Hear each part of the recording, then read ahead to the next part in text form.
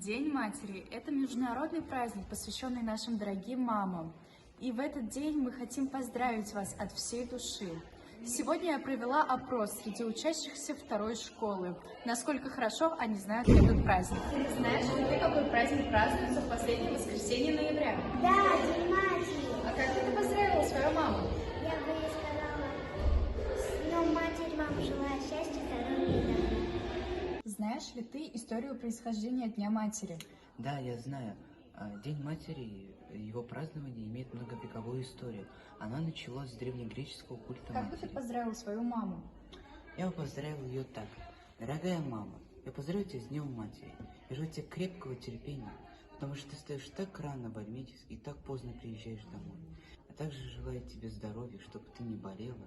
А также я желаю, чтобы у тебя все было хорошо. Знаешь ли ты символ Дня матери? Да, конечно, это незабудка. Как бы ты поздравила свою маму? Дорогая мама, спасибо тебе за то, что ты подарила мне жизнь, ты постоянно меня поддерживаешь и советуешь мне, как мне поступить в той или иной ситуации. Я тебя очень сильно люблю. Нашим мамам мы хотим сказать: мы вас любим!